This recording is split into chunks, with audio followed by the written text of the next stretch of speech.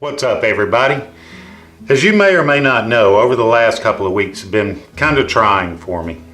What with my mom being over in Montgomery and all three of the kids having to go from Dallas and Atlanta and Savannah back and forth to Montgomery to help her, along with the fact that I've had captain's board that I've had to be studying for this past week.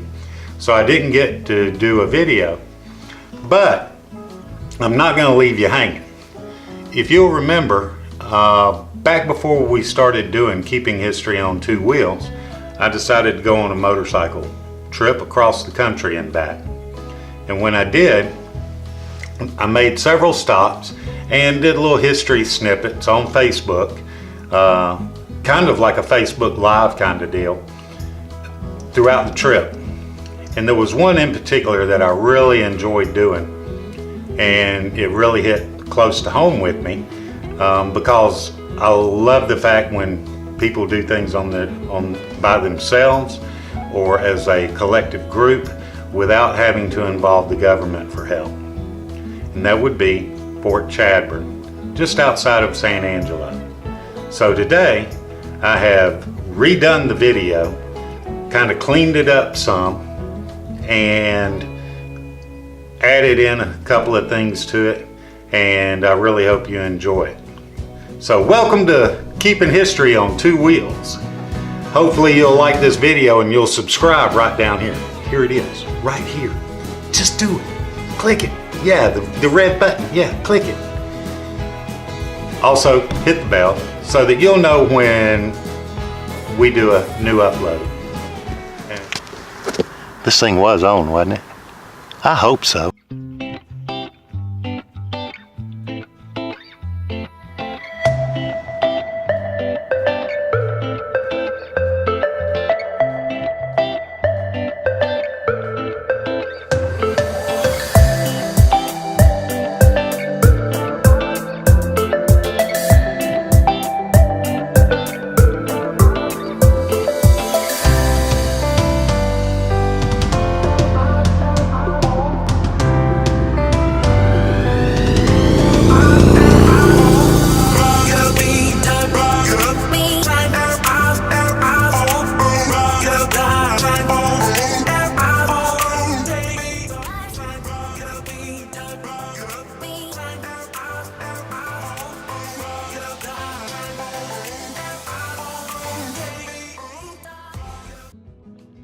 Good morning, Facebook.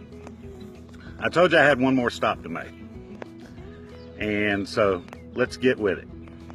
A lot of you may have noticed I'm trying to spend a lot of time in Texas. That's because I love Texas.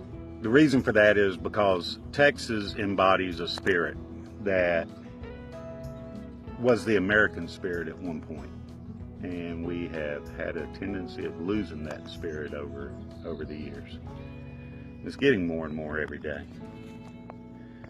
But they honor their history, which is something that the rest of the U.S. says they do, but they don't.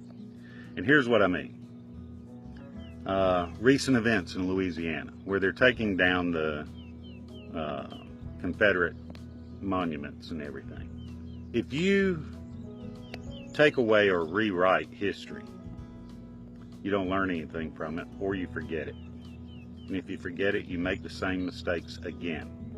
And you need to remember those things, because if you do them again, you're just setting yourself up for a repeat of history that you don't want. You can learn things from history of what you do need to do and how you need to handle things differently. But you can't ever forget your history. Today, this morning, we're at Fort Chadbourne.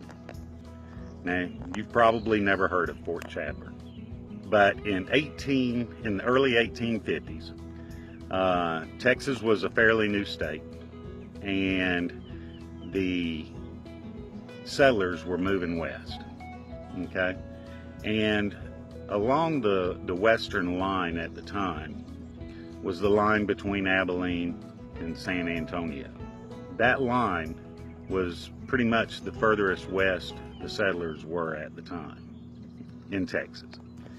And the Comanches and the Kiowa Indians were at first very welcoming to the white man as they were coming out, because they weren't trying to take their property. Okay, so they traded things. They traded for tobacco. They traded for alcohol. They traded for whatever. They helped the white man at first with trying to provide, such as showing them how to hunt, etc. The game that were in the area.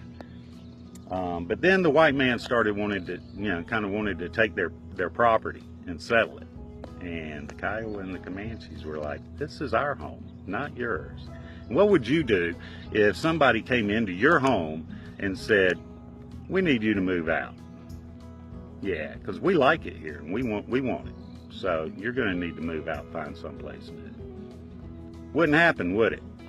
Well, it happened here. And so the Comanches and the Kiowas started revolting. And when they did, they started using raiding parties on horseback. Now, if you want to talk about a cavalry soldier, the best light cavalry soldier was the Comanche, hands down. He'd beat anything the U.S. Army had. Okay, they were mobile, they were fast, and they knew how to live off the land. Okay, now in this area there are several river basins. The Concho, the Colorado River Basin, and all through comes through here. And even though it's desert plains kind of thing, the West Texas plains, not desert but plain land, you know, grass, low-lying trees and bushes. Water was still scarce, so the Comanches would camp in the river basins, okay, and then they'd send their raiding parties out. So in 1852, Fort Chadbourne was established. It was one of several, I think like 7 or 8 forts along that western line between San Angelo and San Antonio and Abilene, that would help ferret out those raiding parties. And so let's take a quick look. Well, first of all, that was the central well. And I'm standing in the middle of the parade and training field, okay, for Fort Chadbourne.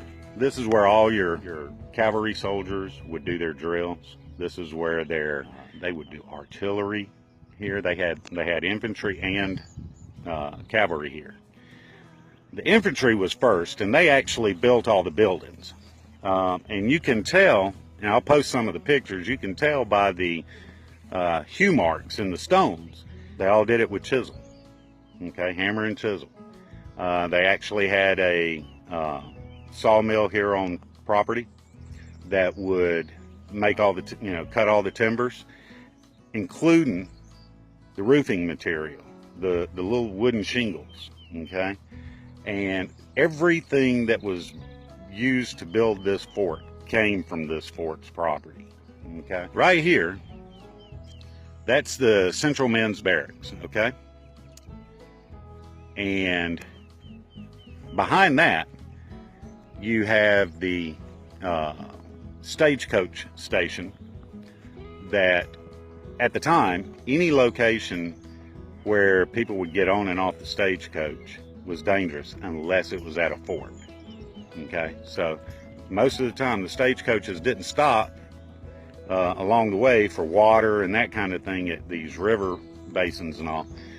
They would just keep moving until they got to a fort and would resupply there, give the folks time enough to be able to get out, stretch, maybe spend the night, and then they'd move out again. This building here was what they called a double officers' quarters, okay? And that's where all your lieutenants, captains, and etc. would stay. Over here, those remains there are of the the fort commanders. That's where the fort commander would live. It is under terrible disarray right now. And sorry, I have to kind of watch where I'm walking here. Horse poop. And then over there is probably the most important building on the fort, and that's the Fort Hospital. That was the first building built here, and it was probably the most important because of the continued skirmishes between the soldiers here and the Indians.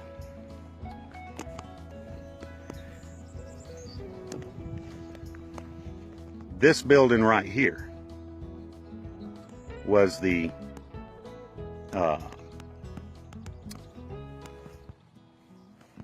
commander for the area, not just this fort, but that's for the whole 8th Army, okay?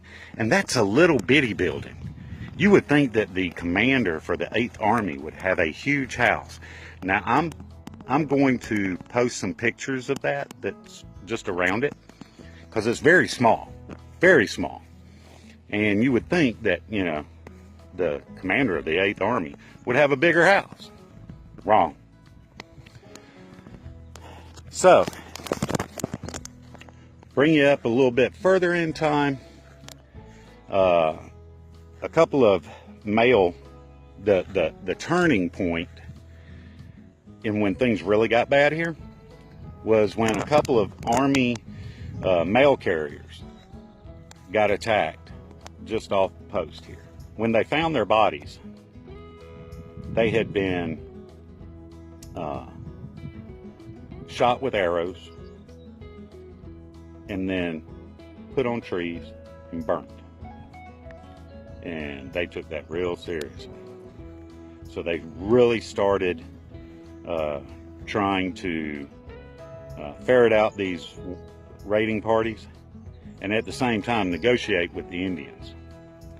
Now, when they tried to negotiate with the Indians, they had 40 Kiowa and Comanche, mostly Comanche, higher up chiefs and all, that came here for a meeting with the commander.